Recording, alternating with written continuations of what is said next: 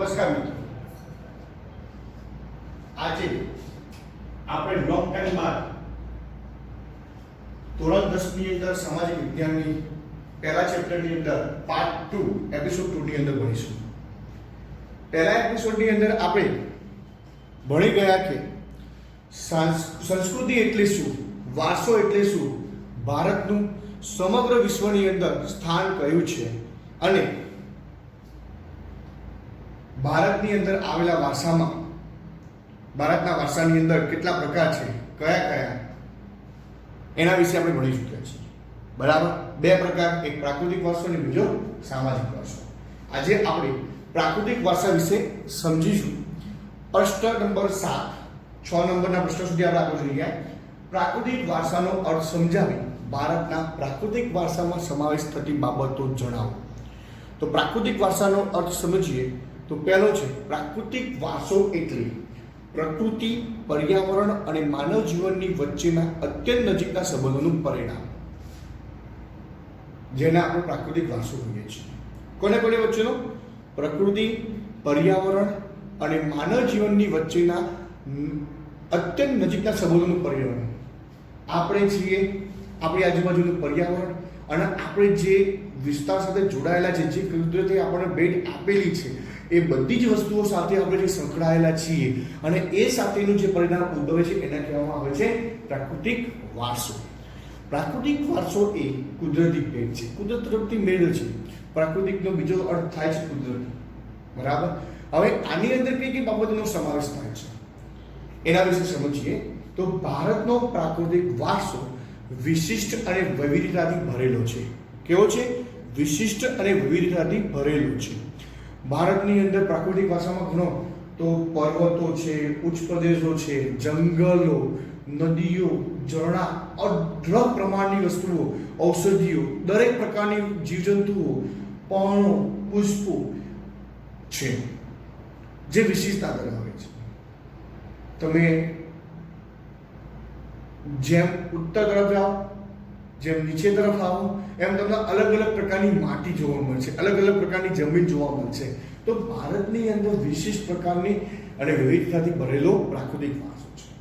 ભારતના પ્રાકૃતિક વારસામાં કોનો સમાવેશ થાય છે જોઈએ તો એમાં ઊંચા પર્વતો, જંગલો, ઝરણા, નદીઓ, રણો, સાગરો, વિશાળ ફળદ્રુપ મેદાનો, ખીણ પ્રદેશો, ઋતુઓ, તરુઓ, વેલાવેલીઓ, પર્ણો, પુષ્પો, જીવજંતુઓ વગેરે પ્રાકૃતિક વિશેષતાઓનો સમાવેશ થાય છે. તમને બધાને ખબર કે પ્રાકૃતિક વારસાની અંદર આ બધાની વસ્તુઓ, પર્વતો આપણે કંઈ બનાવવા ગયા નથી, જંગલો આપણે કંઈ બનાવવા નથી ગયા, ઝરણા આપણે બનાવવા ગયા છે, નદીઓ આપણે બનાવી છે, આ બધું જ કુદરતી તરફથી મળેલું છે. રણ એ પણ કુદરત તરફથી મળેલી ભેટ છે. સાગરો, વિશાળ ફળદ્રુપ મેદાનો, ખીણ પ્રદેશો, ઋતુઓ, તરુઓ. આ ઋતુઓ બદલાય છે, એ આપણા દ્વારા બદલાય છે? ના, કુદરતના નિયમ પ્રમાણે જેમ સિચ્યુએશન આવે છે એ પ્રમાણે બદલાય છે. જંગલો, વેલાવેલીઓ, શું આપણે વેલાને ઉગાડવા માટે નીકળ્યા હતા? ના, આપણે એને તો ખાલી પાણી પીવડાવીએ છીએ, બાકી એ વિકાસ જાતે કરે છે. જીવજંતુઓ, પણ પુષ્પો વગેરે પ્રાકૃતિક વિશેષતાઓ છે. તમને એક ઉદાહરણ આપું, જીવજંતુઓની અંદર સહેજ વરસાદ પડે એટલે તરત અસંખ્ય પ્રકારના નાના જીવજંતુઓનો ઉદ્ભવ થઈ જાય છે, જન્મ લે છે. તો તમે કહો આપણે એમનો જન્મ માટે લઈ ગયા હતા? ના. તો એ શું છે? કુદરત તરફથી મળેલી પણ અમૂલ્ય ભેટ છે અને આ બધાનો પ્રાકૃતિક વિશેષતાઓનો સમાવેશ થાય છે. ભારતના ભૂમિ દ્રશ્યોમાં વિવિધ પ્રકારના ખડકો, શિલાઓ, ખનિજો, વનસ્પતિ વગેરેનો સમાવેશ થાય છે. આ ભૂમિ દ્રશ્યોની અંદર છે, જેમાં ખડકો છે, શિલાઓ છે, ખનિજો છે અને વનસ્પતિ. ભૂમિ દ્રશ્યોની અંદર ખનિજો ક્યાં? કારણ કે પર્વતો જે છે એ ભૂમિ દ્રશ્યનો એક પ્રકાર છે. ખડકો, શિલાઓ અને પર્વતો એ ભૂમિ દ્રશ્યનો એક પ્રકાર છે અને આ પર્વતોમાંથી અઢળક પ્રમાણની અંદર ખનિજો મળી આવે છે, એટલા માટે એમને ભૂમિ દ્રશ્યનો એક ભાગ કરવામાં આવે છે. પ્રકૃતિએ આપણા ખોરાક, પાણી, શુદ્ધ વાયુ તેમજ નિવાસસ્થાન જેવી જરૂરિયાતો પૂરી પાડી છે. વાત સાચી, માનવીની જરૂરિયાતો આ 3 છે. માનવીને ખાવાનું, પીવાનું અને એક શુદ્ધ આવાસ, શુદ્ધ વાયુ, હવા મળી જાય જીવન માટે અને એક રહેવા માટેનું ઘર. આ 4 વસ્તુઓ તો દરેકે દરેક માનવીની જરૂરિયાત છે. તો આપણને ખબર છે આ જે મૂળભૂત જરૂરિયાતો છે એ પણ આપણને કુદરત તરફથી મળેલી છે. તો આ પ્રાકૃતિક વારસાનો અર્થ થયો. નેક્સ્ટ જોઈએ આપણે આની અંદર જોઈએ. નેક્સ્ટ બીજી કઈ કઈ વસ્તુઓનો સમાવેશ થાય છે પ્રાકૃતિક વારસાની અંદર? તો ભારતના પ્રાકૃતિક વારસામાં પંચતંત્રની વાર્તાઓ અને બૌદ્ધ ધર્મની જાતક કથાઓનો પણ સમાવેશ થાય છે. યાદ હોય તો તમને ખબર હોય કેમ એમનું સ્થાન છે પ્રાકૃતિક વારસાની અંદર આ બે જાતક કથાઓનો કેમ વાત છે? તો તમે કદાચ જોશો તો પંચતંત્રની વાર્તાઓ તો બૌદ્ધ ધર્મની જાતક કથાઓની અંદર જંગલ વિસ્તાર અને પ્રાણીઓ ઉપર આધારિત દરેક પ્રકારની વાર્તાઓનું નિર્માણ કરવામાં આવ્યું છે. એટલા કારણે છે. ત્રીજા નંબરે જોઈએ તો આપણા શાસ્ત્રીય સંગીત અને લોક સંગીતને પ્રકૃતિ તથા ઋતુઓ સાથે જોડવામાં આવે છે. યાદ હોય તો શાસ્ત્રીય સંગીત અને લોક સંગીતને કેમ પ્રકૃતિ અને ઋતુઓ સાથે? ફાગણ મહિનો ચાલુ થયો, ફાગણ મહિનાની હોળીના દિવસે બધા લોકગીતો જે ગાય છે એ હોળીના લગતા અને ફાગણના લગતા હોય છે, ફાગણ મહિનાના લગતા હોય છે. તો આના ઉપરથી આપણને ખબર પડે છે કે ઋતુઓ સાથે આપણી શાસ્ત્રીય સંગીત અને લોક સંગીતનો કેવો પ્રભાવ રહેલો છે. આપણા ગીતો, કાવ્યો, તહેવારો, ચિત્રો વગેરેની વિશેષ વસ્તુ તરીકે મુખ્યત્વે પ્રકૃતિ અને ઋતુઓ રહેલી છે. આપણા ગીતો જે છે, કાવ્યો, તહેવારો, ચિત્રો વગેરેની વિષય વસ્તુ તરીકે મુખ્યત્વે પ્રકૃતિ અને ઋતુઓ રહેલી છે. આ એના માટે શક્ય છે. પછી આપણી આયુર્વેદિક, યુનાની અને નિસર્ગોપચાર જેવી ચિકિત્સા પદ્ધતિઓ સંપૂર્ણપણે પ્રકૃતિ પર આધારિત છે. યાદ આવો તો તમને એટલું યાદ રાખો, આપણી જે આયુર્વેદિક છે દવાઓ, યુનાની દવાઓ, નિસર્ગોપચાર જે દવાઓ છે કુદરતી દ્વારા કરવામાં આવેલી છે, એ બધી જ પદ્ધતિઓ આપણને પ્રકૃતિ હોય. કારણ કે આયુર્વેદિક બધી દવાઓ, ઔષધિઓ જે કુદરત દ્વારા મળે છે, પ્રકૃતિમાંથી મળેલી છે, જંગલ વિસ્તારમાંથી મળે છે, એના કારણે આપણે એક પ્રાકૃતિક છે.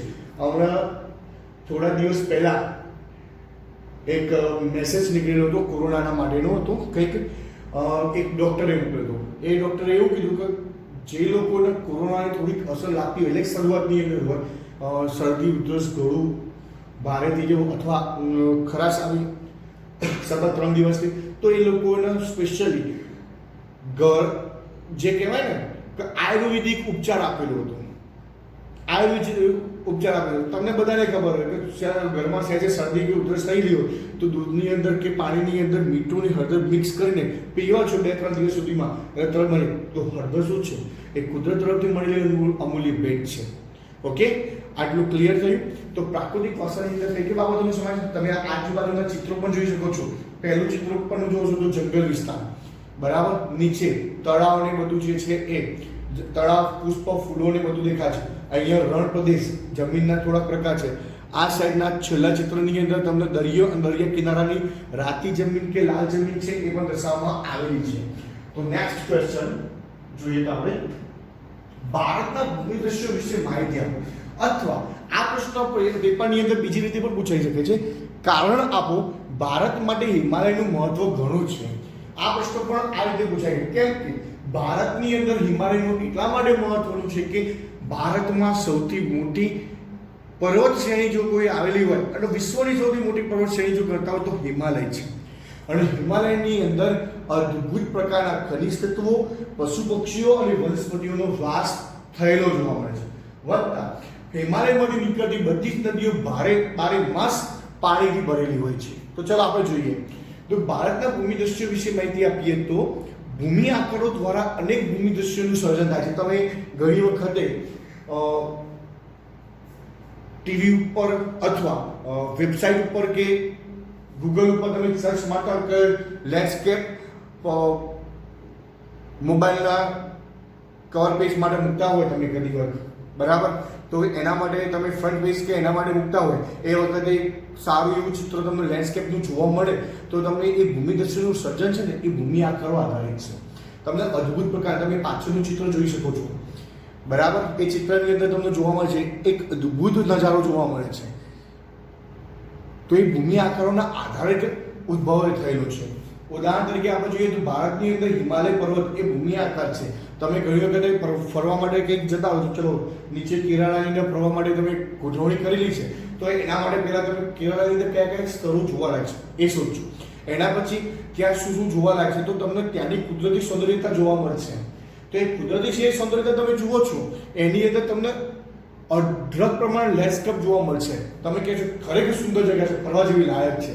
તો એ જે વસ્તુ છે ને એ ભૂમિ આકારો દ્વારા ઉદ્ભવે છે. એ ભૂમિ આકારો દ્વારા ઉદ્ભવે છે. હિમાલયમાં અનેક પ્રકારની વનસ્પતિ, ખનિજો, અવનવા પશુ પક્ષીઓ અને શિખરો બરફથી છવાયેલા રહે છે. તમને મેં હમણાં વાત કરી હતી કે હિમાલય કેમ મહત્વ ધરાવે છે, કારણ કે હિમાલયની અદ્ભુત પ્રકારની વનસ્પતિ, ખનિજો, ઔષધિઓ બધું ત્યાંથી પ્રાપ્ત થાય છે. બરાબર? ઓકે. એના પછી જોઈએ કે હિમાલયમાંથી નીકળતી નદીઓ 12 માસ ભરપૂર પાણીથી ભરેલી રહે છે. પાણીથી ભરપૂર એના માટે રહે છે કે આ નદીઓની અંદર કારણ છે. એક તો ચોમાસાની વાત કરીએ તો વરસાદ પડે તો વરસાદનું પાણી આવે છે, એ તો બરાબર. શિયાળાની અંદર બરફ જે છે એ બરફ ડંકાના કારણે, બરફ થોડો ઓગળવાના કારણે પાણી આવે છે, અને ઉનાળામાં તો બરફ ઓગળવાના કારણે તો એ નદીઓમાં પાણી રહે જ છે. એટલા માટે તો કહે છે કે હિમાલયમાંથી નીકળતી નદીઓ હંમેશા 12 માસ ભરપૂર પાણીથી ભરાય છે. હિમાલયમાં તરાઈના જંગલો આવેલા છે. હવે તમને પ્રશ્ન કે સાહેબ તરાઈના જંગલો શું છે? તરાઈના જંગલો એ વિશ્વની અંદર સૌથી મોટી અજાયબી છે. અજાયબી મીન્સ એવું કે એ જંગલોની અંદર વૃક્ષો અને દલદલ પ્રકારની જમીન પર ત્યાં જોવા મળે છે. એટલા માટે તરાઈના જંગલો હિમાલયની અંદર સૌથી વધારે છે. હિમાલયમાં અમરનાથ, બદ્રીનાથ, કેદારનાથ જેવા યાત્રાના સ્થળો તથા નંદાદેવી જેવા શિખરો પણ આવેલા છે. તમે બધા કહો છો અમરનાથ, બદ્રીનાથ અને કેદારનાથ ભગવાન શિવના મંદિર, પવિત્ર સ્થાનો, બરાબર. એ ત્રણ હિમાલયની પર્વતમાળામાં આવેલા છે સ્થળો. તો તમે જુઓ, વિચારો તો હિમાલયની અંદર કેટલું બધું છે. ધાર્મિક સ્થળો આવેલા છે. હિમાલયની અંદર વનસ્પતિઓ, વિવિધ પ્રકારની વનસ્પતિઓ આપણને જોવા મળે છે, ખનિજો જોવા મળે છે, અવનવા પશુ પક્ષીઓ તમને જોવા મળે છે, અને ત્યાં બરફથી ઢંકાયેલા શિખરો પણ જોવા મળે છે. વધતા નદીઓ પણ કેવી રીતે ભરે છે? 12 માસ ભરપૂર પાણીથી રહે છે. ક્લિયર? આ પ્રશ્ન મોસ્ટ ઇમ્પોર્ટન્ટ છે, અને બે રીતે પૂછાય કે ભારતના ભૂમિદૃશ્ય વિશે માહિતી આપો, અથવા કારણ આપો ભારત માટે હિમાલયનું શું મહત્વ છે. આગળ ક્વેશ્ચન, પ્રાકૃતિક વારસાના અંગ તરીકે નદીઓનો પરિચય આપો, અથવા ભારતની નદીઓ અતિ પ્રાચીન કાળથી આજ દિન સુધી પવિત્ર લોકમાતાઓ કહી રહે છે. શા માટે? આપણે એકમાત્ર દેશ એવો છે કે જેની અંદર ભારતે નદીઓને લોકમાતાનું સ્થાન આપ્યું છે. આપણે નદીઓને પૂજીએ છીએ. તમે કાશીનાથ જાઓ તો મહાદેવનું દર્શન કરી તમે બાજુમાં આવેલી નદીની અંદર એક પવિત્ર ડૂબકી મારો છો, સ્નાન કરો છો. તમે ગંગા નદીના, આપણે કહેવાય છે કે ગંગા નદીના કિનારે જઈ ગંગા નદીમાં નાહવાથી આપણા પાપ દૂર થાય છે. આ બધી જ વસ્તુ એની સાથે જોડાયેલું છે. તો હવે જુઓ તમે આગળ શું કહે છે એની અંદર. અતિ પ્રાચીન સમયથી ભારતમાં નદીઓ લોકમાતા તરીકે પૂજાય. બહુ સમયથી, કારણ કે આપણે જાણીએ છીએ કે નદીના કિનારે જ આ બધા મોટા મહાનગરો વિકસેલા છે. આ નદી કિનારે જ લોકોએ પોતાનો ઘરવાસ કરેલો છે. તો તમને એક્ઝેક્ટલી ખબર પડે કે અતિ પ્રાચીન સમયથી ભારતમાં નદીઓ લોકમાતા તરીકે પૂજાય છે. એવું કહેવામાં આવે છે કે નદીઓ પ્રાચીન સમયથી અત્યાર સુધી અને ભવિષ્યની અંદર પણ લોકોનું જીવન સંચાર કરતી રહેશે એવું માનવામાં આવે છે. વાત સાચી છે, કારણ કે નદી પાણી પીધા વગર તો ચાલે નહીં. ખેતીની અંદર પાણીની જરૂર છે, ઉદ્યોગોની અંદર પણ પાણીની જરૂર છે. તો એ બધા જ પાણી તમને ક્યાંથી મળે છે? નદીઓની અંદરથી મળે છે. ભારતની સંસ્કૃતિનો ઉદય અને વિકાસ સિંધુ અને રાવી નદીના કિનારે જ થયો હતો. ભારતની જે સંસ્કૃતિનો ઉદય છે અને વિકાસ જે છે એ સિંધુ અને રાવી નદીના કિનારે જ થયો હતો એવું માનવામાં આવે છે. એટલે તો કહે છે કે સિંધુ ખીણની સંસ્કૃતિનો વિકાસ આ સિંધુ નદીના કિનારે સૌથી વધારે થયો છે. મોહેંજો-દારો પિક્ચરની અંદર તમે જોશો કે મોહેંજો-દારો જે નગર છે એ નગર સિંધુ નદીના કિનારે વિકસાવવામાં આવેલું હતું. હડપ્પા સંસ્કૃતિનું નગર ગણો કે પછી મોહેંજો-દારો નગર ગણો, એ સિંધુ ખીણની સંસ્કૃતિના અવશેષો કહેવામાં આવે છે.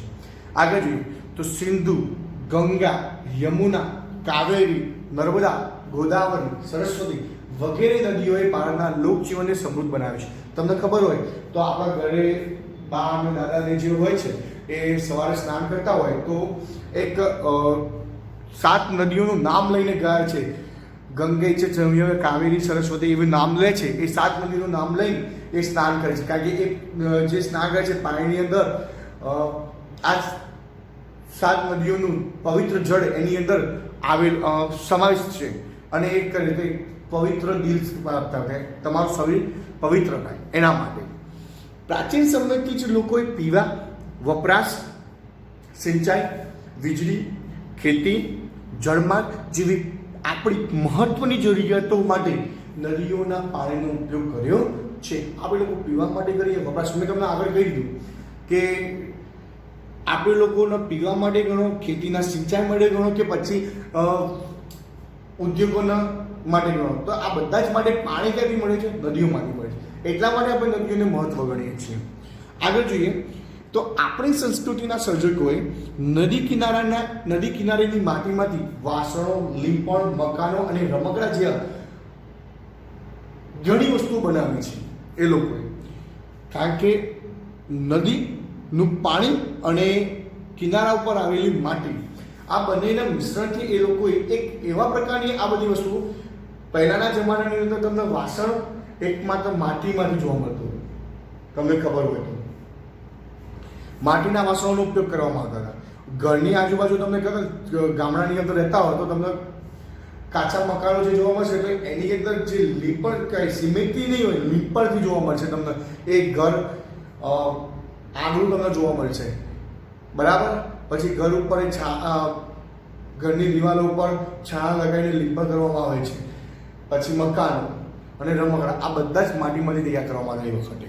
ઓકે, હવે આગળ જોઈએ તો નદી કિનારે જોવા મળતા ઉષા અને સંધ્યાના વિવિધ ભૂમિ દ્રશ્યોએ માનવીમાં સૌંદર્ય, સૂઝ, કલા સૂઝ અને કૌશલ્ય વિકસાવીને ભારતીય પ્રજાજીવનને સુંદર બનાવે છે. તમને કદાચ કહું તો સમજાવું તો એ વસ્તુની અંદર સમજો કે નદી કિનારે જોવા મળતા ઉષા અને સંધ્યાના વિવિધ ભૂમિ દ્રશ્યોએ માનવીમાં સૌંદર્ય, સૂઝ, કલા સૂઝ અને કૌશલ્ય વિકસાવીને ભારતીય પ્રજાજીવનને સુંદર બનાવ્યું છે. નદી કિનારે તમને જુઓ તો એવું કહેવામાં છે, નદી કદાચ તમે ગુજરાતી પિક્ચર રેવા જોયું હોય તો તમને ખબર પડે કે નદીનું કેટલું મહત્વ બતાવવામાં આવે છે. એ નદીની પ્રદક્ષિણા કરવામાં આવે છે, નર્મદા નદીની. અને એ પ્રદક્ષિણા એ આપણા માટે એક ધાર્મિક વસ્તુ છે. અને એ વસ્તુ નદી કિનારે જે સૂર્યોદય થાય છે અને સૂર્યાસ્ત થાય છે એ વખતના ભૂમિ દ્રશ્યોથી આપણે આનંદિત થઈ ઉઠીએ છીએ. ઓકે, આ ખબર પડી ગઈ આટલામાં કે શા માટે ભારતની નદીઓને આપણે લોકમાતા તરીકે ગણીએ છીએ અતિ પ્રાચીન સમયથી અને આજથી સુધી અને ભવિષ્યની અંદર પણ ગણવામાં આવશે. બરાબર. હવે આગળ નેક્સ્ટ પ્રશ્ન જોઈએ. પ્રાકૃતિક વારસાના અંગ તરીકે વનસ્પતિ જીવનનો પરિચય આપો. પ્રાકૃતિક વારસાના અંગ તરીકે વનસ્પતિ જીવનનો પરિચય આપો. તમે આજુબાજુમાં જોવો છો, બધા ચિત્રો જોવો છો, વનસ્પતિના લગતા ચિત્રો છે, બરાબર. પહેલું છે, બરાબર, તમે જુઓ ચિત્ર એક્ઝેક્ટલી. આઈ થિંક પહેલું જે ચિત્ર તમને જોવા મળે છે એ કુંવરપાઠાનું છે. કુંવરપાઠાનો ઉપયોગ તમને ખબર વનસ્પતિની અંદર કુંવરપાઠાનો ઉપયોગ કે ખીલને ચહેરાની ત્વચા માટે ઉપયોગ કરવામાં આવે છે. પછી એના એક્ઝેક્ટ નીચે તો જો વડની પ્રદક્ષિણા કરવામાં આવે છે, વડનું મહત્વ આપે છે, બરાબર. પછી એ રીતે તમે બીજા નંબરની લાઈનમાં છેલ્લે નીચે જુઓ છો તો એક સ્ત્રી તુલસીને પાણી પીવડાવે છે, એટલે જળ અર્પણ કરે છે. તો તમે એ પણ જોઈ શકો છો, એ પવિત્ર વસ્તુ બતાવે છે. તો તમને ખબર છે કે આપણા દેશની અંદર ગણો કે વિદેશની અંદર ગણો કે ઔષધિઓ અને વનસ્પતિ જીવન ઉપર શું અસર રહે છે અને આપણા ઉપર એની શું અસર છે એના વિશે સમજીએ, બરાબર. અતિ પ્રાચીન યુગથી ભારતની પ્રજા પ્રકૃતિ પ્રેમી અને પર્યાવરણ પ્રેમી રહી છે, એ તો વાત સાચી છે. ભારતને પહેલાથી પ્રકૃતિ પ્રેમી અને પર્યાવરણ પ્રેમી કહેવામાં આવે છે, વાત સાચી. કારણ કે ભારતના પ્રત્યે પર્યાવરણ પ્રત્યે અને પ્રકૃતિ પ્રત્યે બહુ પ્રેમ છે. તે વૃક્ષો, છોડવાઓ અને પુષ્પો પ્રત્યે ખૂબ આદર ધરાવે છે. આપણે અત્યારે વૃક્ષારોપણના કાર્યક્રમો ઉજવીએ છીએ. આપણને ખબર છે કે આપણે વિકાસના કારણે વૃક્ષોનો વિનાશ કરીએ છીએ, તો એનો બચાવ માટે આપણે શું કરીએ છીએ અત્યારે? એના બચાવ માટે આપણે અત્યારે વૃક્ષારોપણના કાર્યક્રમ કરીને વૃક્ષોનો વિકસાવવાનો પ્રયત્ન કરીએ છીએ, બરાબર. કારણ કે આપણને ખબર છે એ તો બાજુમાં. સિટીઓની અંદર મોટા મોટા ઘરો છે બિલ્ડિંગોની અંદર ત્યાં મોટી મોટી બિલ્ડિંગો છે, ત્યાં વૃક્ષો કે છોડવાઓ વાવવા હોય તો બહુ મુશ્કેલ છે, તો એ લોકોએ ટેરેસ ઉપર પોતાનું એક ગાર્ડન બનાવેલું હોય છે. એના માટે મનુષ્ય, પ્રાણી અને પશુ પક્ષીનો આહાર એ વનસ્પતિ પર આધારિત છે. આપણે બધા શાકાહારી કહેવાય, તો આપણો બધાનો ખોરાક જે છે એ વનસ્પતિ પર આધારિત છે. આપણા લોકોનો ખોરાક મનુષ્ય, પ્રાણી અને પશુ પક્ષીનો આહાર જે છે એ વનસ્પતિ પર જ આધારિત છે. આપણા દેશમાં વર્ષોથી વડ, તમને મેં બીજું ચિત્ર બતાવ્યું કે વડની પૂજા કરવામાં આવે છે, વડ સાવિત્રીનું વ્રત જે ગણવામાં આવે છે. વડ, પીપળો આની અંદર આપણે એવું કહીએ છીએ કે પીપળાની અંદર 33 કરોડ કે જે આપણે કહીએ છીએ બધા દેવી દેવતાઓનો વાસ છે. લીમડો, તુલસી વગેરેને પવિત્ર માનીને પૂજવામાં આવે છે. વડ સાવિત્રીના વ્રતમાં વડની પૂજા કરવામાં આવે છે અને આપણે ઘરના આંગણે એવું કહેવામાં આવે છે કે તુલસીનો છોડ વાવેલો હોય તો ત્યાંથી લઈને 50 મીટરના ત્રિજ્યાની અંદર, 50 મીટરની ત્રિજ્યા એટલે વર્તુળાકારની અંદર તમે ગણો 4 દિશાની અંદર કોઈ અપવિત્ર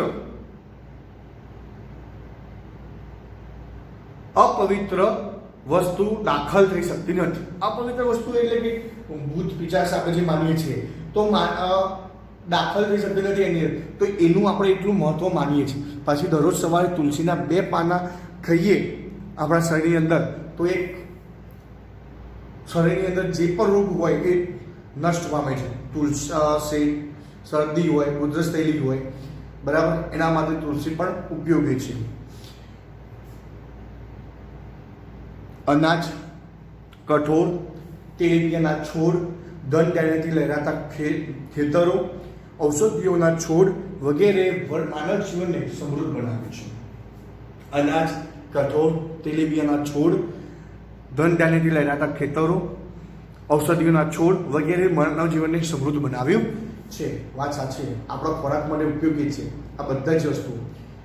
અનાજ, કઠોળ, તેલીબિયાના છોડ, દરેક પ્રકારના આપણને વિટામિન્સ કે જે પ્રાપ્ત કરવું હોય એ બધા જ માટે આપણને જરૂરી છે. બરાબર. હવે આગળ જોઈએ તો આપણે આમળા, બૈરા, કુંવરપાઠું, અરડોસી, લીમડો વગેરે ઔષધિઓએ માનવ જીવનને નિરોગી અને સમૃદ્ધ બનાવ્યું છે. કેવું બનાવ્યું છે? નિરોગી અને સમૃદ્ધ બનાવેલું છે. મોગરો, ગુલાબ, કમળ, ડમરો, સૂરજમુખી, નિશિગંધા, જુઈ વગેરે જેવા પુષ્પોએ માનવ જીવનને સુંદર અને સુવાસિત બનાવે. આ બધા જ પુષ્પોનો આપણે ઉપયોગ શેમાં કરીએ છીએ? પૂજા પાઠની અંદર કરીએ છીએ. બરાબર. તો તમે જોઈ શકો છો ચિત્રની અંદર કે માનવ જીવનની અંદર વનસ્પતિ જીવનનું કેટલું મહત્વ રહ્યું છે અને પ્રાકૃતિક ભાષાની અંદર આ ખૂબ જ ભાગ ભજવે છે. નેક્સ્ટ, પ્રાકૃતિક ભાષાના અંગ તરીકે વન્ય જીવનનો પરિચય આપો. પ્રાકૃતિક ભાષાના અંગ તરીકે વન્ય જીવનનો પરિચય આપો. સદીઓથી ભારતની પ્રજા પ્રાણી પ્રેમી છે. વાત સાચી. ઘરે કૂતરા પાળવાનો કે પછી કાચબો પાળવાનો કે આ બધી પ્રવૃત્તિઓ આપણે બિલાડી પાળવાનો આ આપણને બતાવે છે કે આપણને પ્રાણીઓ પ્રત્યે બહુ પ્રેમ છે. હાથી, ગેંડો, ચિત્તો, વાઘ, વરુ, રીંછ, સિંહ, હરણ, સાબર, રોજ, શિયાળ, સસલા, અજગર, સાપ, નાગ, નોળિયા, ગો, સાવડી જેવા અનેક જીવો જોવા મળે છે. આમાંથી કેટલાક એવા પ્રાણીઓ છે, હાથી છે, ગેંડો છે, ચિત્તો તો આપણા દેશની અંદર જોવા મળતો નથી, વાઘ, રીંછ, સિંહ, આ બધા પ્રાણીઓ જે છે એ બધા પ્રાણીઓની સંખ્યા ઘટતી હતી. તો સરકારે કેટલીક યોજના બનાવીને એના આ પ્રાણીઓની અંદર સંખ્યા વધારવા માટેને પ્રયત્નો ચાલુ કરી દીધા હતા સરકારે. અને એના પરિણામ રૂપે અત્યારે હાલ દરેકે દરેક જગ્યાએ આજે જે જગ્યાએ જે પ્રાણીઓના વિકાસ માટેની જે એમના બચાવ માટેની જે પ્રવૃત્તિઓ કરવામાં આવી છે એ સફળ થઈ છે. વિશ્વમાં એશિયાઈ સિંહો માત્ર ગુજરાતના ગીરના જંગલોમાં જોવા મળે છે. એક આફ્રિકાના જંગલોમાં અને એક આપણા જંગલોની અંદર, ગુજરાતની અંદર. એશિયાઈ સિંહ ફક્ત ને ફક્ત ગુજરાતની અંદર ગીરના જંગલોમાં જોવા મળે છે. લોકોએ વાઘ, મોર, મગર, ગરુડ વગેરે વન્યજીવોને દેવદેવીઓના વાહન તરીકે સ્થાન આપ્યું છે. ગણપતિ દાદાનું વાહન ઉંદર, શંકર ભગવાનનું વાહન નંદી એટલે કે બળદ, બરાબર. પછી ઉમિયા માતાનું ગાય, અંબાજી માતાની વાઘ, કાર્તિકનું મોર, વિષ્ણુ ભગવાનનું ગરુડ, ખોડિયાર માતાનું મગર. આવી આપણે દરેકે દરેક પ્રાણીઓનું સ્થાન આપેલું છે, એમના વાહન તરીકે સ્થાન આપેલું છે. આપણે ભારતના બંધારણે આપણે રાષ્ટ્રીય મુદ્રામાં 4 સિંહો, ઘોડો અને બળદની આકૃતિને સ્થાન આપીને વન્યજીવોનું ગૌરવ કર્યું છે. તમે જો રાષ્ટ્રીય મુદ્રા જોતા હશો, આ બાજુમાં જ છે તમને, તો એની અંદર 3 સિંહ અને એક પાછળની બાજુ, 4 સિંહની આકૃતિવાળી એ રાષ્ટ્રીય મુદ્રા આપણે ગણી છે. એની નીચે અશોક ચક્ર છે, એની આજુબાજુમાં ઘોડા અને બળદની આકૃતિ, જેને વન્યજીવોના આપણે સ્થાન આપેલું છે. વન્યજીવોની રક્ષા માટે અભયારણ્યો બનાવી તેના જીવનની સુરક્ષા માટે કાયદા પણ ઘડેલા છે. મેં તમને હમણાં આગળ કીધું, હાથી, ગેંડો, વાઘ, સિંહ, રીંછ, આ બધાના વિકાસ માટે, આ બધાના રક્ષણ માટે સરકારે અભયારણ્યો, રાષ્ટ્રીય ઉદ્યાનો અને જૈવ આરક્ષિત ક્ષેત્રોનો વિકાસ કર્યો છે. તો વન્યજીવો ખબર પડી ગઈ. તો આ હતું આપણું પ્રાકૃતિક વારસો, જે ભારતની અંદર મહત્વ ધરાવે છે. હવે આપણે જોઈશું ભારતની અંદર સાંસ્કૃતિક વારસાનું શું મહત્વ છે. બરાબર, સાંસ્કૃતિક વારસા વિશે સમજીએ. તો સાંસ્કૃતિક વારસાનો અર્થ સમજાવો. ભારતના સાંસ્કૃતિક વારસામાં સમાવેશ થતી બાબતો જણાવો. તો સાંસ્કૃતિક વારસાનો જે અર્થ છે એની અંદર જોઈએ તો સાંસ્કૃતિક વારસો એટલે માનવ સર્જિત વારસો. પ્રાકૃતિક વારસો શું હતું? કુદરત તરફથી ભેટ હતી, બરાબર. આપણે પ્રકૃતિ અને પર્યાવરણ ત્રણેય વચ્ચેનો જે સંબંધ છે એને પ્રાકૃતિક વારસો કહેવાય. જ્યારે સાંસ્કૃતિક વારસો એટલે આપણા દ્વારા જે સર્જિત કરવામાં આવે છે એને કહેવામાં આવે છે. એટલે કે સાંસ્કૃતિક વારસો એટલે માનવ સર્જિત વારસો. માનવીએ પોતાની બુદ્ધિશક્તિ, જ્ઞાન, આવડત અને કલાકુશલ્ય વડે જે કંઈક સર્જી કે મેળવ્યું છે તે સાંસ્કૃતિક વારસો કહેવામાં આવે છે. હવે તમને ખબર હોય માનવીની પોતાની બુદ્ધિશક્તિ, હવે તમને યાદ હોય તો તાજમહેલનું નિર્માણ કરવામાં આવ્યું. તો તાજમહેલનું જે નિર્માણ કર્યું એક કારીગરે પોતાની બુદ્ધિશક્તિનો ઉપયોગ કે પોતાના જ્ઞાન, પોતાની આવડત અને કલા કૌશલ્ય દ્વારા એવું નિર્માણ કર્યું કે જેના કારણે અત્યારે આ વિશ્વની 7 અજાયબીઓમાં સ્થાન ધરાવે છે. તમને એક વાર્તા કહું આના ઉપર. એક શિલ્પી એક મંદિરનું શિખર તૈયાર કરતો, બરાબર. 2 શિલ્પીઓ હતા. આમાં એક શિલ્પી એ પોતાની રીતે એક મસ્ત શિખર તૈયાર કર્યું મંદિરનું, અને એ થોડું પાછું જઈને જોવા જાય છે, બરાબર. એટલે જોવા જાય છે મેં કેટલું સુંદર બનાવ્યું છે, બરાબર. એટલે એ ગણતરી કરીને એ જોવા પાછળ જેવું જાય છે એટલે પેલા બીજા શિલ્પીને એવું થાય છે કે જો આ શિલ્પી જોવા માટે પાછો જો એક ડગ હજી જશે તો એ પડી જશે અને આવી આકૃતિ બનાવવાનું બીજું નહીં મળે. તો એને એ શિખર છે તોડી કાઢી, એની સામે એક ડગ પાછો પડે એના પહેલા હથોડો મારીને તોડી નાખી. એટલે પેલા શિલ્પીએ એને પૂછ્યું કે કેમ શા માટે તોડ્યું? તો જે તોડનાર શિલ્પી હતો એને શું જવાબ આપ્યો કે તમારા જોડે જે બુદ્ધિશક્તિ છે, તમારી જે આવડત છે, તમારી જે કલા છે, આ શિલ્પ દ્વારા પથ્થરમાંથી એક નવી આકૃતિ તૈયાર કરવાની, જો તમે આ શિખર જોવા જતા હોય પાછળની બાજુ તો હજી એક ડગ પાછો ભર્યો હોત તો આ તમારું છેલ્લું શિખર હોત અને આવી આકૃતિ અમને બીજી ક્યાંય જોવા મળશે નહીં. પછી તો આવી બીજી આકૃતિ જોવા માટે અમે એક શિખર તોડ્યું કે જેનાથી તમારું સર્જન થયું, તમે બચી ગયા. ઓકે, પછી જોઈએ આગળ. આપણા સાંસ્કૃતિક વારસામાં મંદિરો, શિલાલેખો, સ્તૂપો, વિહારો, ચેત્યો, મકબરા, મસ્જિદો, કિલ્લાઓ, ગુંબજો, રાજમહેલો, દરવાજા, ઇમારતો, ઉત્ખનન કરેલા સ્થળો તેમજ ઐતિહાસિક સ્મારકોના સમાવેશ કરી શકાય. તમે જુઓ છો મહેસાણા જિલ્લાની અંદર જોવા જાઓ તો ઘણી બધી વસ્તુ જોવા મળે છે પ્રાકૃતિક સમયથી બનાવી. એક તો મહેસાણાની અંદર આવેલું કોટ, બરાબર, એ પણ એક રાજમહેલ છે. બીજા નંબરે મોઢેરાની અંદર આવેલું સૂર્ય મંદિર, એ પણ આપણે એક સાંસ્કૃતિક વારસો છે. તો આવા ઘણા બધા તમને જોવા મળે છે. તમે બાજુમાં 2 ચિત્રો જોઈ શકો છો. એમાં એક નીચેનું ચિત્ર જુઓ છો, એ ચિત્ર પરથી તમને લાગતું છે કે મોહેંજો-દારો પિક્ચર જોયું છે, એની અંદર આ પ્રકારના પ્રાણીનો ઉલ્લેખ કરવામાં આવેલો છે, બરાબર, જેની મુદ્રા બનાવવામાં આવેલી છે. તો એક્ઝેક્ટલી તમને ખબર પડશે ક્લિયરલી કે સાંસ્કૃતિક વારસાની અંદર આપણે પૂર્વજો દ્વારા જે પણ મંદિરો બનાવવા જે પણ તૈયાર કરવામાં આવે છે એ બધી જ વસ્તુઓનું તૈયાર આપણને અહીંયા પ્રાપ્ત થાય છે, બરાબર. અને એ બધા જ ઐતિહાસિક સ્મારકો તરીકે ઓળખીએ છીએ. આપણે પણ કંઈક આવું તૈયાર કરીશું અને ભવિષ્યની અંદર પેઢી એ સાચવશે અને જોશે તો એ આપણો સાંસ્કૃતિક વારસો ગણવામાં આવશે. ઓકે, આપણા સ્વાતંત્ર્ય સંગ્રામના ઐતિહાસિક સ્થળો જેવા કે એક તો સાબરમતી આશ્રમ, જ્યાંથી ગાંધી બાપુએ દાંડી કૂચની યાત્રા કરી, એક દાંડી, બારડોલી, સરદાર વલ્લભભાઈ પટેલે જ્યાં એક સત્યાગ્રહ કર્યો હતો, વર્ધા, શાંતિ નિકેતન કોલકાતા, દિલ્હી વગેરે પણ સાંસ્કૃતિક વારસો ધરાવે છે. આ બધા સ્થળો જે ઐતિહાસિક સ્થળો તરીકે ઓળખવામાં આવે છે, કેમ કે સ્વાતંત્ર્ય સંગ્રામની અંદર આ બધા સ્થળોએ મહત્વનું સ્થાન ભજવ્યું છે. આ ઉપરાંત જોવા જઈએ તો પ્રાચીન સમયની ભાષા, લિપિ, તમે જુઓ અહીંયા નીચેનું જે ચિત્ર છે ને એની ઉપર કંઈક લખવાનો દેખાવ કરેલો છે, તો તમને એક્ઝેક્ટલી ખબર પડશે. એ તમે જુઓ છો ને જે દેખાવ છે એ શું બતાવે છે? એ વખતની ભાષા હતી, લિપિ હતી. અંકો, શૂન્યની શોધ, ગણિત, શૂન્યની શોધ કોણે કરી? આર્યભટ્ટે, જેના કારણે ગણિતનો વિકાસ થયો, બરાબર. પંચાંગ, ખગોળ, ધાતુ, ધર્મ, સાહિત્ય, યુદ્ધશાસ્ત્ર, રાજ્યશાસ્ત્ર, પ્રાણીશાસ્ત્ર, વનસ્પતિશાસ્ત્ર, વાસ્તુશાસ્ત્ર, ન્યાયતંત્ર વગેરેની મહત્વની શોધોનો પણ સાંસ્કૃતિક વારસામાં સમાવેશ થાય છે.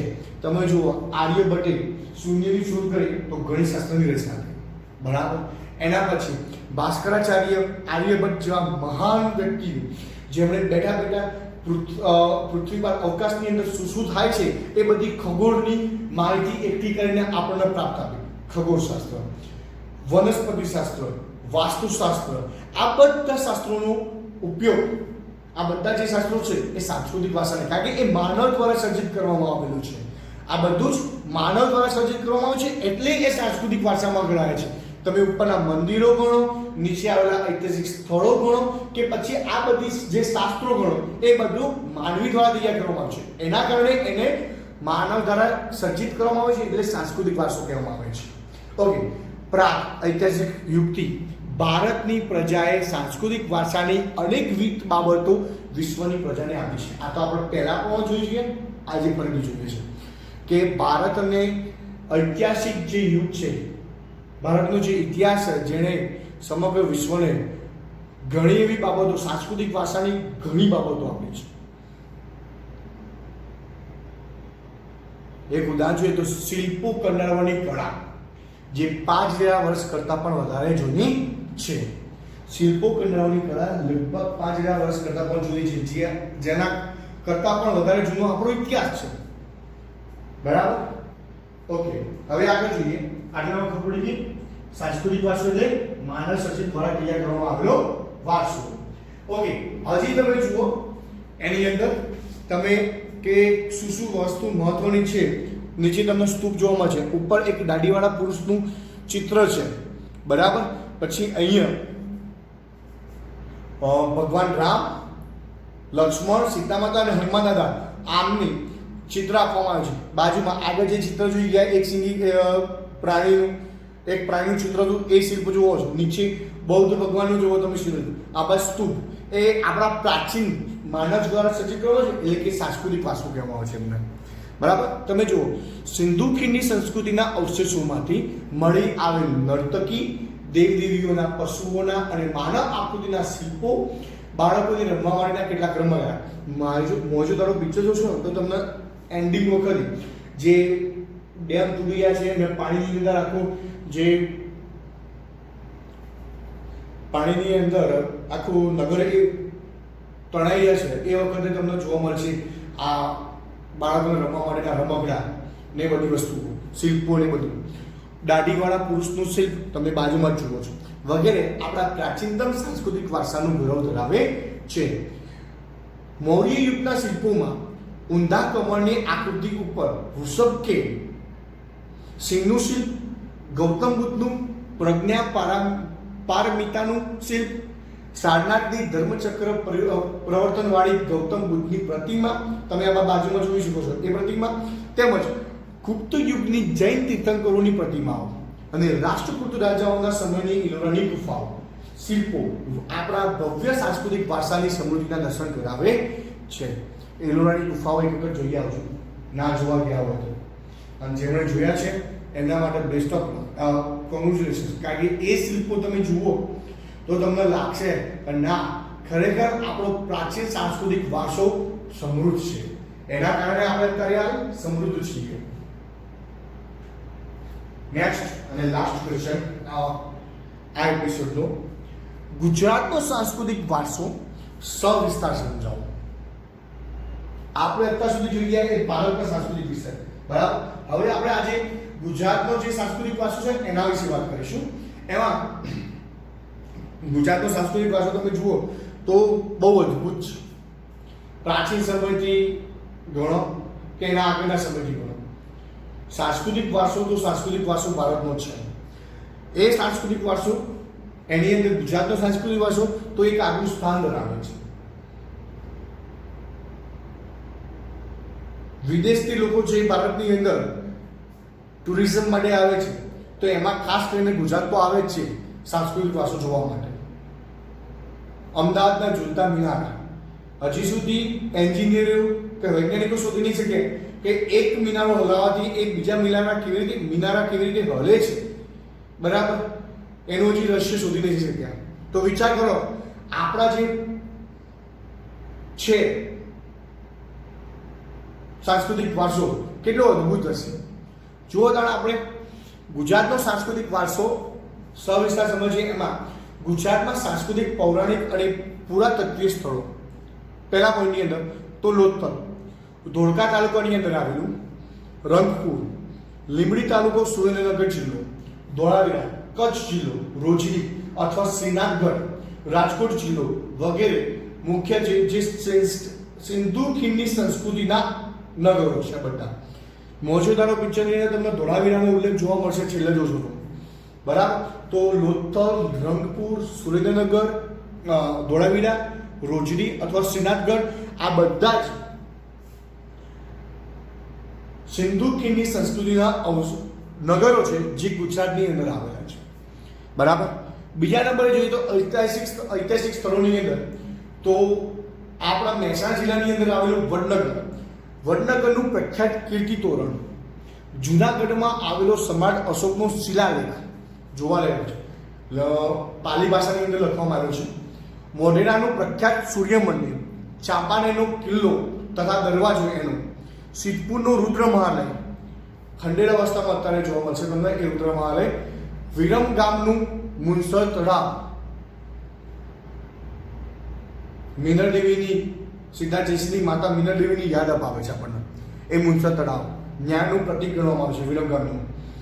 અમદાવાદની જામા મસ્જિદ, ઝૂલતા મિનારા, સીદી સૈયદની જાળી, હરિસિંહના જૈન ડેરા, સરખેજનો રોજો, રાણી સિપ્રીની મસ્જિદ, નગીનાવાડી વગેરે. પાટણનું શસ્ત્રલિંગ તળાવ અને રાણકી વાવ, વડોદરાનો રાજમહેલ, જુનાગઢનો મોહમ્મદ ખાનનો મકબરો, નવસારીની પારસી અગિયારી વગેરે ગુજરાતના ઐતિહાસિક મહત્વ ધરાવતા સ્થળો છે. તમે બાજુમાં જોઈ લો બધા મંદિરો. ઐતિહાસિક સ્થળોની અંદર પહેલું સિંધુ ખીણની સંસ્કૃતિ ધરાવતું ધોળાવીરાનું નગર, બરાબર. એના નીચેનું અમદાવાદની અંદર આવેલું મંદિરો. આ બધી જ વસ્તુ શું બતાવે છે કે જે ગુજરાતની અંદર સાંસ્કૃતિક વારસો ખૂબ જ મહત્વ ધરાવે છે, અદ્ભુત છે. તમે જો પાટણની રાણકી વાવને વર્લ્ડ હેરિટેજની અંદર મૂકવામાં આવેલું, અમદાવાદ અને ચાંપાનેર સાહેબ બંને વર્લ્ડ હેરિટેજ સિટી તરીકે જાહેર કરવામાં આવેલા છે. તો ગુજરાતની અંદર એટલા મહત્વના સ્થળો જે છે જે વર્લ્ડ હેરિટેજ તરીકે ઓળખવામાં આવેલા છે, મૂકવામાં આવેલા છે. તો વિચાર કરો તમે કે કેટલું મહત્વ આપણા દેશના પૂર્વજો દ્વારા જે સાંસ્કૃતિક વારસો તૈયાર કરવામાં આવ્યો છે, ઇમારતો તૈયાર કરવામાં છે, કેટલી મહત્વપૂર્ણ છે. ઓકે, ધાર્મિક સ્થળો, દ્વારકામાં દ્વારકાધીશનું મંદિર અને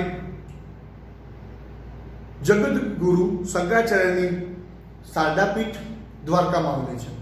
12 જ્યોતિર્લિંગો પૈકીનું એક સોમનાથનું મંદિર, જેને પ્રભાસ પાટણ તરીકે પણ ઓળખવામાં આવે છે. ઉત્તર ગુજરાતમાં અંબાજી બનાસકાંઠા જિલ્લો, બહુચરાજી મહેસાણા જિલ્લો, મહાકાલીનું મંદિર પાવાગઢ પંચમહાલ જિલ્લો, મીરાદતર ઉનાવા અહીંયા પાટણ જિલ્લો લખેલો છે એ ખોટું છે, મહેસાણા જિલ્લો હવે બરાબર. પહેલાં પાટણ જિલ્લો હતો, હવે મહેસાણા જિલ્લો, ઊંઝા તાલુકો. જૈન તીર્થ પાલીતાણા ભાવનગર જિલ્લો, રણછોડરાયજીનું મંદિર ડાકોર ખેડા જિલ્લો, શામળાજી અરવલ્લી જિલ્લો વગેરે ગુજરાતના ધાર્મિક મહત્વ ધરાવતા તીર્થ સ્થાનો છે. હવે તમે ચોથામાં જુઓ તો સાંસ્કૃતિક મહોત્સવ. પોર વિજયનગર સાબરકાંઠા જિલ્લામાં, ઈડરથી આગળ. પતંગ ઉત્સવ અને કાંકરિયા કાર્નિવલ અમદાવાદ, તાનારીરી મહોત્સવ વડનગર, ઉત્તરાયણ નૃત્ય મહોત્સવ મોઢેરા, રણોત્સવ કચ્છ વગેરે ગુજરાતના જાણીતા સાંસ્કૃતિક પ્રવાસન સ્થળો છે. બરાબર, આ ગુજરાતના સાંસ્કૃતિક વારસાની અંદર આવે છે. Okay, next. હવે મેળાઓ જોઈએ ગુજરાતની અંદર.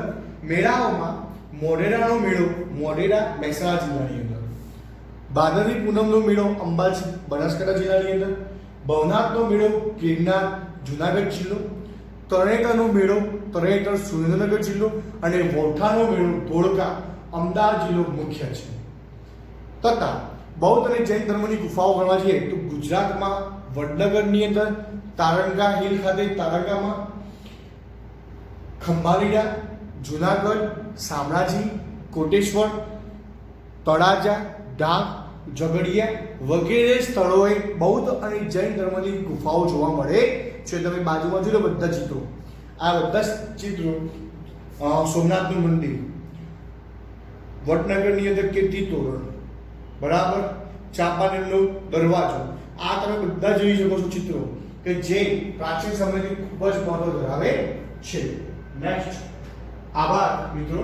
હવે નેક્સ્ટ લેક્ચરની અંદર ગુજરાતની અંદર કયા કયા મેળાઓ ભરાય છે એના વિશે અને ભારતની અંદર આવેલી જે પ્રાચીન પ્રજાઓ છે એના વિશે આપણે સમજીશું. Okay, thank you.